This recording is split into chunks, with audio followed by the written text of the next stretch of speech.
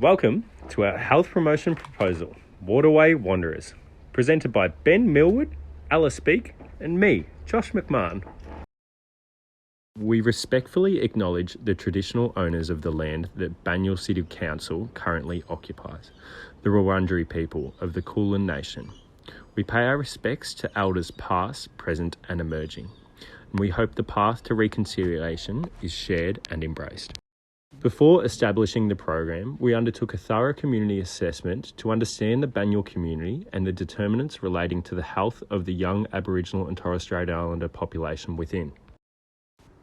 As you all know, Banyule is a diverse community with a variety of different cultures, one of which being young Aboriginal and Torres Strait Islander people aged between 21 and 25. We have identified this population as at risk of low participation to physical activity and therefore will be the focus of our program and proposal. By assessing the community, we've identified challenges and 4 key determinants that are relevant to the health and well-being of young Aboriginal and Torres Strait Islander people within Banyule. These determinants are connection to community, socioeconomic status, experiences of racial discrimination, and connections to culture and land. Although challenges are present, we believe that the strengths specific to the community will provide the basis for enhancing health and well-being.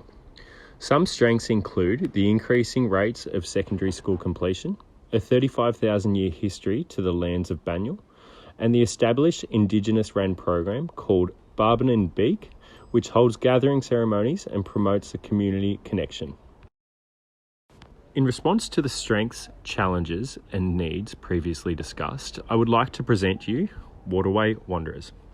For the greatest chance of success, Waterway Wanderers has been developed with much consideration of relevant actions from local, national and international reports. On a local level, the action of promoting positive race relations through anti-discrimination strategies as proposed by the Banyule City Council in their Innovate Reconciliation Action Plan has informed our strategies to review policies, educate community leaders and engage with ATSI individuals in order to break down acts of discrimination and racism. On a national level, the principle that ATSI people enjoy high levels of social and emotional well-being, as proposed by the Australian Government in the Closing the Gap initiative, have informed our strategy to acknowledge and promote the importance of connection to land, culture and ancestry as a foundation for health in our population.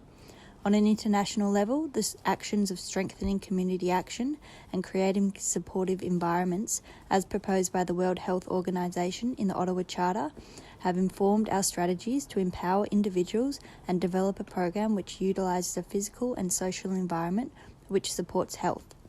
Through employing these actions, we can best ensure our target population's needs are addressed and strengths are built upon.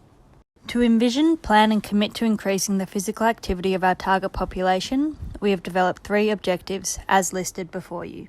Furthermore, in order to achieve these objectives and guide our work, we have developed 4 specific goals as listed before you. The success of our program will depend on establishing and maintaining strong connections with the existing ATSI-specific services listed on screen.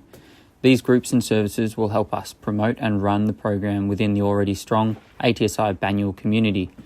Connecting ATSI individuals to Aboriginal-led services across local, state and federal levels aims to increase physical activity levels through providing connection to community whilst also moving us towards our goal of being completely run and operated by and for ATSI members of the Banyule community within 1 year.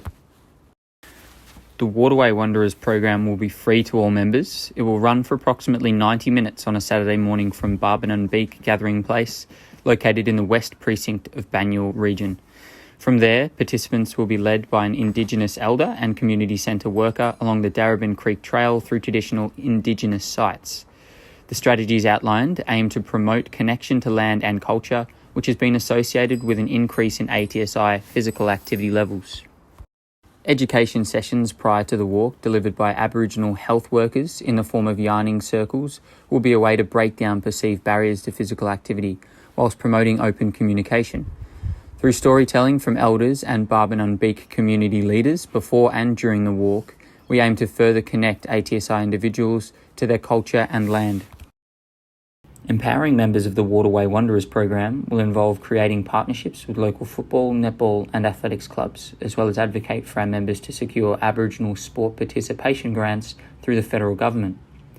We will also provide culturally appropriate practice training to partnering local sporting clubs, facilitated by our very own Banyule Community Aboriginal Health Team.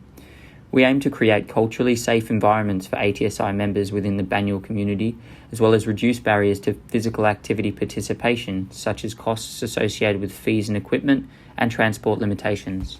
In order to evaluate the successes of Waterway Wanderers, we have selected 5 indicators: participation through a weekly register, activity levels and perceptions through baseline and post-program self-reported questionnaires, involvement through liaising with local sporting clubs, and self-determination through assessing the percentage of non-Indigenous governance of the program.